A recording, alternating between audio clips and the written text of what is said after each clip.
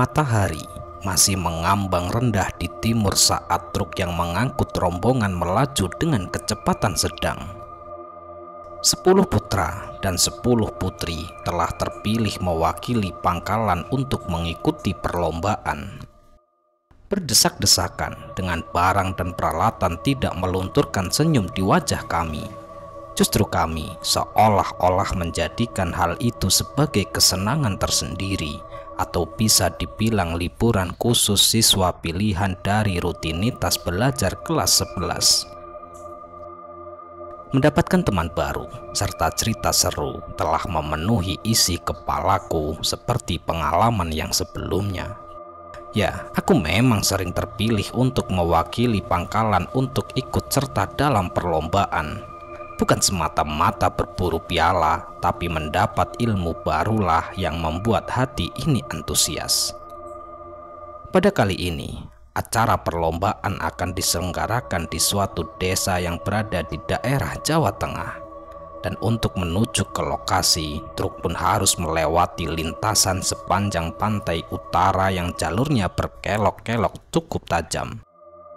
Tak juga sedikit para pengemudi yang mengalami apes kecelakaan di tempat itu.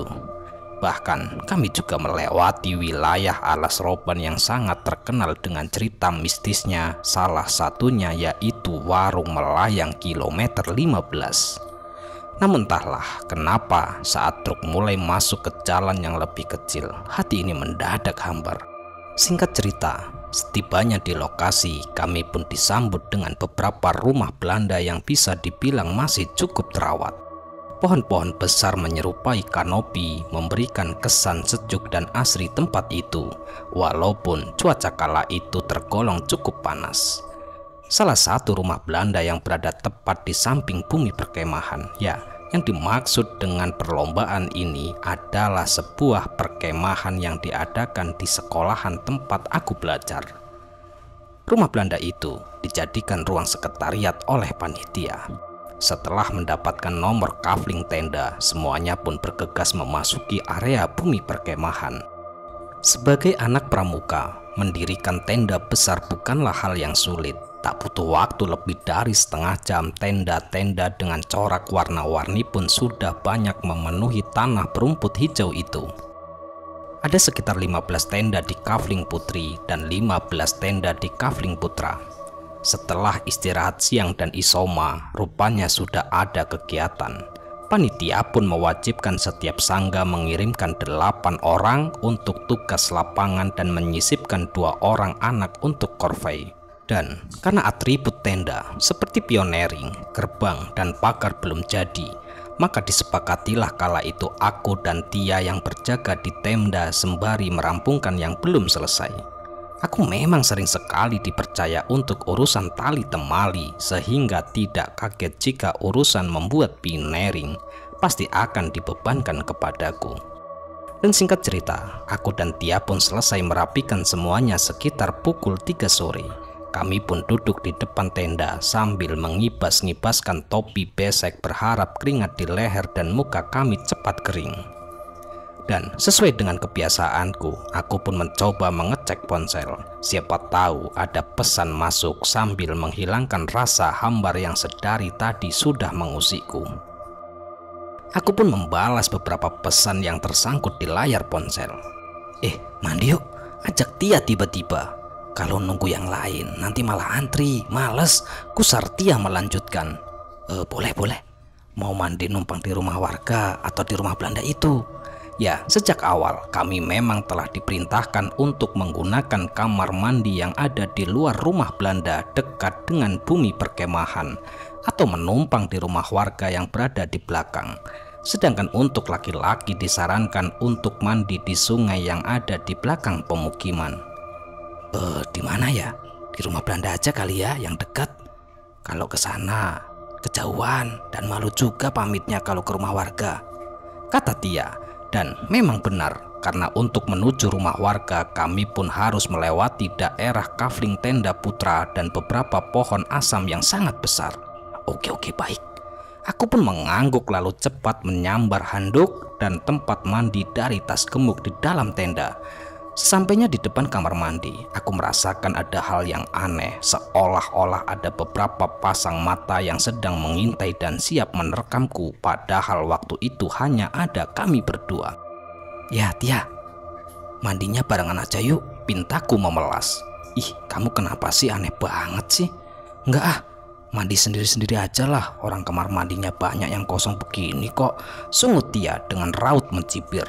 Aku pun hanya bisa mendesah lesu saat Tia masuk ke dalam salah satu bilik kamar mandi bak besar dan menutup pintu. Rumor Tia bukan tanpa alasan, karena biasanya aku ini malah yang paling berani di antara yang lain.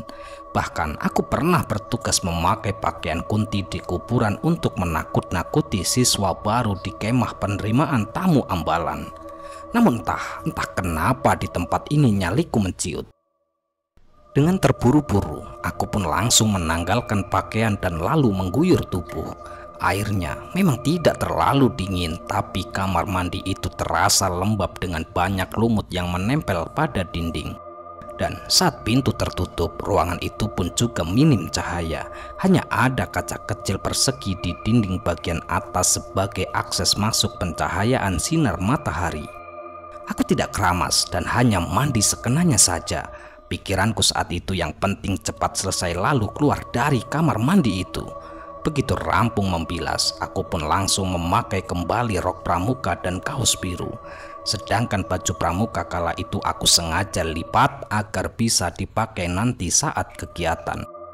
Saat keluar, kala itu ada seseorang kakak berkalung identitas panitia sedang mengantri di depan pintu tempat Tia mandi. Rupanya di situ sudah ramai anak yang baru pulang kegiatan. Kamar mandi yang baru aku pakai pun juga langsung terisi oleh peserta lain. "Nungguin siapa, Dek?" tegur kakak panitia itu saat melihatku tidak kunjung berlalu dan malah mematung di sampingnya. Nunggu teman aku, Kak, yang sedang mandi," jawabku menunjuk ke arah kamar mandi yang kala itu Tia pakai. Kakak panitia itu malah menunjukkan ekspresi bingung. "Loh, emang kamu kenal sama Kak Dito?" "Kak Dito? Bukan, Kak. Yang di dalam itu Tia temanku," jawabku dengan ketus. "Perempuan yang pakai handuk pink sama bandana merah itu?" koreknya dengan wajah suara penasaran. "Loh, kakak kok tahu? Perasaan tadi pas kami masuk belum ada kakak deh." "Iya, memang belum ada kakak, tapi anak itu udah keluar dari tadi, Dek," ungkapnya lagi. Dan benar saja, ketika pintu bilik itu terbuka, bukan lagi Tia yang terlihat, namun seorang pemuda bercelana pramuka dengan baju coklat yang belum terkancing dengan sempurna. Aku pun sontak memalingkan muka menyembunyikan mulutku yang menganga. Dan tanpa pikir panjang, aku pun langsung menerobos keluar dari rumah Belanda tersebut dan memburu Tia. Rupanya kala itu Tia sedang membagikan jatah nasi bungkus kepada teman pangkalan. "Tia, kamu gak jadi mandi ya?" tembakku kesal. Aku kira kamu itu tidur di kamar mandi tadi. Orang digedor-gedor diem aja, dipanggil-panggil gak dijawab. Dasar, udah begitu mandinya lama lagi." "Lama apaan sih ya? Itu sudah estimasi mandi tercepat yang pernah aku lakukan. Lihat, aku aja cuma mandi sekenanya saja, nggak sempat keramas sepertimu," jawabku sembari menunjuk-nunjuk rambut Tia yang terlihat setengah basah. Sudah, ada apaan sih ini?" sela Andi, ketua Sangga Putra. "Sudahlah, jangan emosi. Mungkin kamu itu lelah dan belum makan. Udah sana makan dulu," ditanya kembali. Dengan segala kerendahan, aku pun mencoba menepis semua pikiran buruk dan tetap mencoba menerima jika ini adalah bukan masalah yang besar. Aku berusaha melupakan kejadian aneh barusan, sebab saat aku melihat jam di layar handphoneku, ternyata kala itu sudah menunjukkan pukul 5 sore. Hah? Apa mungkin aku mandi selama 2 jam? Itu kan bukan kolam renang. Batinku tak habis pikir. Selepas kegiatan sarasehan malam, tepat pukul 10, para peserta pun diperintahkan untuk tidur. Sebenarnya aku sudah agak melupakan kejadian aneh tadi sore, apalagi ada seorang kakak panitia yang tadi bertemu di kamar mandi. Ia malah mengajak perkenalan. Pemuda itu bernama Kak Zam. Dia sangat ramah dan malah menawariku mencas ponselku yang memang dayanya hampir habis. Sebelum tidur, aku dan Risa pun bercakap lirih terlebih dahulu. Risa menceritakan pengalaman tadi siang saat mengikuti kegiatan memanen lebah madu. Aku pun tentu mendengarkan ceritanya dengan semangat membara. Seperti biasa, obrolan pun merambat panjang. Dan sampai saat hampir semua telah terlelap dan suasana mendadak sepi, tiba-tiba saja kala itu terdengar seperti suara gesekan langkah kaki dengan daun kering. Suaranya terasa sangat dekat lewat di samping tenda kami. Kebetulan tendaku ini bersebelahan dengan pintu gerbang utama keluar masuk dan jalan kampung. Gak biasanya ada patroli sampai masuk area tenda, bisik Risa bernada sebel. Kita intip yuk. Dan pada saat itu aku dan Risa pun kompak tengkurap. Kami menyingkap bagian bawah tenda berusaha mengintip dari celah yang tercipta. Tiba-tiba saja hawa aneh kembali terasa. Pasalnya di wilayah tenda tidak ada sama sekali daun yang berserakan sejauh mata memandang, hanya lampu jalan yang menyala remang serta suram. Namun suara berisik itu masih jelas terdengar dekat. Jika itu suara angin, rasanya juga tidak mungkin karena memang jarang sekali berhembus angin di wilayah itu. Jarak pohon dengan tendaku pun juga jauh. Kami pun berpandangan sejenak dan sikap penutup rapat tenda untuk kembali ke posisi semula. Tangan Risa yang basah dan dingin terus meremas pergelanganku, sedangkan bibirnya pun mulai berkomat kamit membaca doa. Sedangkan aku sendiri mencoba berpikir positif walaupun saat itu bulu di sekujur tubuhku sudah berdiri. Kami tidak berani membangunkan yang lain takut terjadi keributan. Namun ada yang lebih mengejutkan kala itu ketika terdengar bisikan panas tepat di telinga kiriku. Cepat tidur. Suara itu berat seperti milik lelaki renta atau kakek-kakek. Aku pun memiringkan badan memeluk tubuh Risa yang rupanya sama-sama gemetar. Lebih menyebalkan lagi saat itu Lisa bertanya, Kamu dengar suara itu enggak? Tanpa menyahut, aku hanya mengangguk kecil dan berusaha memejamkan mata. Aku berharap malam ini segera berlalu meskipun bukan gangguan berat, tapi jika terus-menerus rasanya cukup menjatuhkan mentalku juga. Di keesokan paginya, aku dan Risa pun sepakat untuk tidak menceritakan kejadian semalam di tempat itu. Kami mungkin akan berbagi cerita saat sudah sampai di sekolah seperti biasa. Aku sendiri berusaha memfokuskan pikiran pada kegiatan menyenangkan hal itu, seperti menjelajahi baris berbaris, tanya jawab soal seputar pramuka, dan lomba memasak. Sore harinya, setelah aktivitas arah lintang, semua anak diberi waktu bersih diri sebelum acara puncak, yaitu malam api unggun dan pentas seni. Hampir semua kamar mandi penuh. Rumah warga yang tidak terlalu padat itu pun tampak sesak dengan antrian lusuh para peserta. Yalah, daripada kelamaan, kita mandi di kolam samping pabrik itu aja yuk, ajak Ina saat itu. Bukannya tempat itu nggak boleh ya? Kan kita nggak ada perintah mandi di situ, tolakku. Tapi kan kamu lihat sendiri, di situ ada tempat mandinya juga, jaraknya juga nggak jauh kok, pucuknya lagi. Sesungguhnya aku di sini mencoba menolak lahir batin ajakan Lina tersebut. Namun karena diseret paksa dan dari tadi pagi aku memang belum mandi, akhirnya aku pun pasrah. Sedangkan jarak kamar mandi dengan tenda kami itu hanya sekitar 100 meter dari bumi perkemahan, sedangkan di belakangnya tampak area persawahan menguning yang luas. Bangunan kuno terbengkalai itu pun terlihat pucat dan muram oleh coretan abstrak tangan-tangan jahil. Terdapat peringatan yang ditulis di papan kayu lapuk untuk tidak menyentuh mesin-mesin di dalam pabrik. Aku duluan ya. Kuayunkan kaki untuk masuk ke bilik tunggal tersebut. Sayangnya saat itu aku kalah oleh tubuh kempal Lina yang menyelonong begitu saja. Dia pun tersenyum licik sebelum menutup pintu. Aku hanya bisa mendengus sambil mengepal-ngepal tanganku berharap untuk meninju pipi bulatnya. Perasaan ini semakin tidak enak tapi meninggalkan Lina seorang diri bukanlah hal yang bijak. Lagi pula, dia pun berjanji untuk tidak berlama-lama. Sesekali aku mengintip ke dalam pabrik, suasananya kala itu terasa begitu hitam dan hambar. Dan setelah Lina selesai, aku pun bergegas masuk bergantian. "Awas kamu, jangan pergi sebelum aku selesai," ucapku lagi sambil mengangkat jari telunjuk.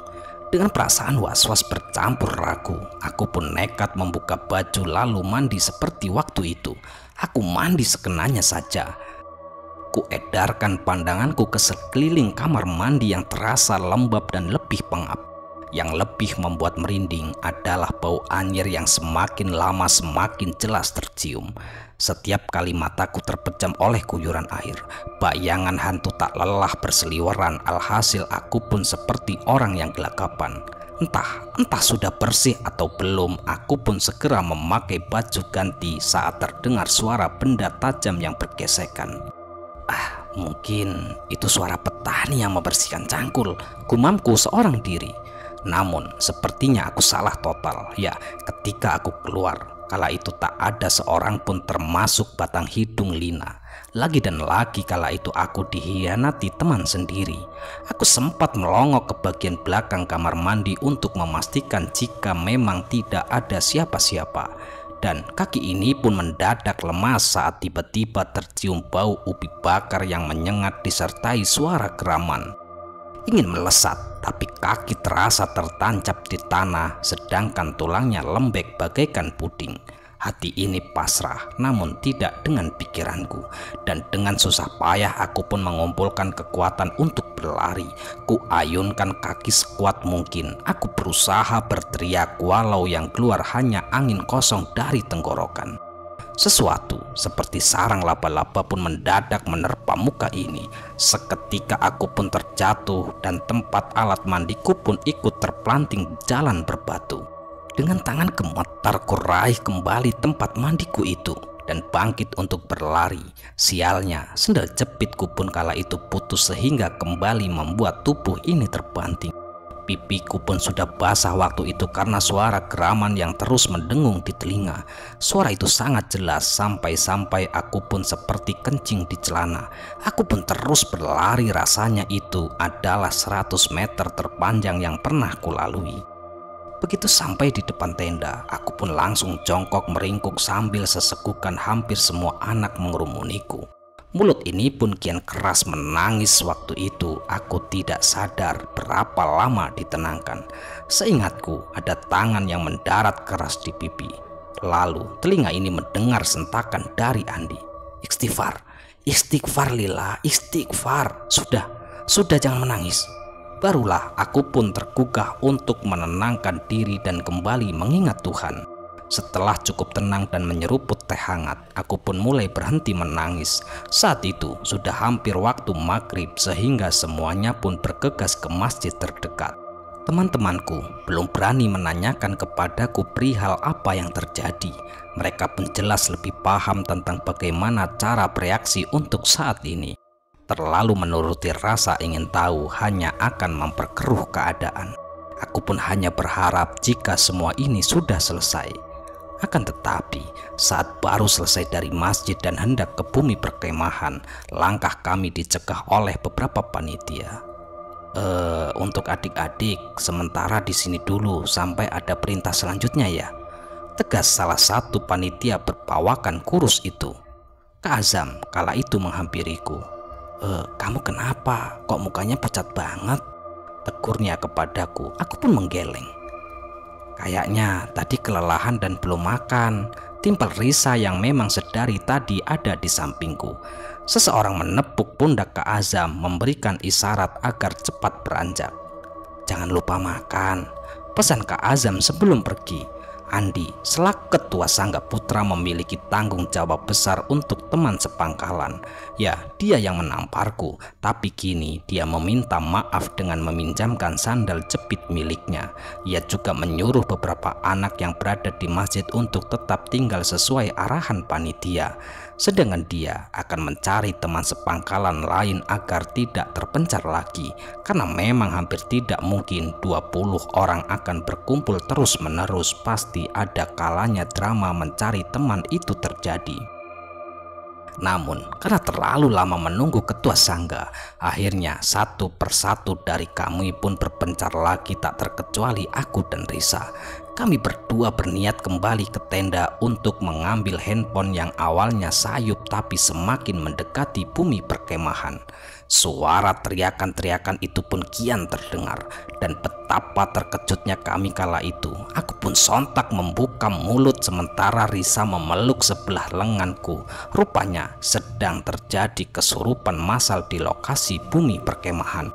Ada yang berteriak dengan suara lain, mengamuk, merayap, atau tertawa dan menangis tanpa alasan. Para panitia serta kakak pembina tampak kewalahan karena insiden tersebut. Semua acara malam itu pun dibatalkan. Bahkan peserta yang tidak mengalami kesurupan sementara waktu diungsikan untuk tidur di masjid. Menurut kabar yang beredar, para penunggu di sana tidak senang dengan kedatangan kami, dan tak tanggung-tanggung ada sekitar 15 peserta yang hilang kesadaran. Setelah Lila dan kawan-kawan berangkat sekolah pasca bolos berjamaah, barulah semua cerita dari mereka terungkap. Rupanya tidak hanya Lila saja yang mengalami gangguan, hanya saja Lila lebih diserang kepada mentalnya. Sedangkan beberapa peserta putra sempat diperlihatkan berupa penampakan gaun putih tengah ongkang-ongkang kaki di atas pohon asam. Andi sendiri sempat diganggu suara tawa cekikikan. Bahkan waktu Lila dan Risa mendengar suara kakek-kakek, ternyata kala itu dia merasa kepalanya dibelai dari luar tenda. Namun gadis itu memilih diam dan melanjutkan tidur. Beruntungnya dari pangkalan Lila tidak ada yang kesurupan. Sebenarnya masih banyak sekali cerita dari teman-teman perihal perkemahan waktu itu. Saat membolos, Lila pun menyempatkan diri untuk menemui Ustadz menanyakan perihal kejadian aneh yang dialami. Ya, menurut beliau, Lila ini sebenarnya sudah diincar, namun mereka tidak sanggup karena wetonnya yang kuat. Jiwanya menolak mereka, dan ditambah gerbang penglihatannya kala itu terhadap hal macam itu pun sudah pernah ditutup. Ya, sekian cerita kali ini. Semoga cerita ini bisa menghibur dan bisa bermanfaat yang kami harapkan. Kami ucapkan mohon maaf yang sebesar-besarnya jika ada kata-kata yang salah yang kami sampaikan di dalam cerita. Dan kami ucapkan terima kasih banyak kepada teman-teman semua yang telah mendukung kami. Semoga amal kebaikan teman-teman dibalas oleh Allah Subhanahu wa Ta'ala berupa hal-hal yang lebih baik dan lebih bermanfaat dalam kehidupan kita semua. Sekali lagi kami ucapkan mohon maaf yang sebesar-besarnya jika ada kata-kata yang salah yang kami sampaikan di dalam cerita. Bye, sampai jumpa di cerita-cerita selanjutnya. Akhirul qouli wassalamualaikum warahmatullahi wabarakatuh.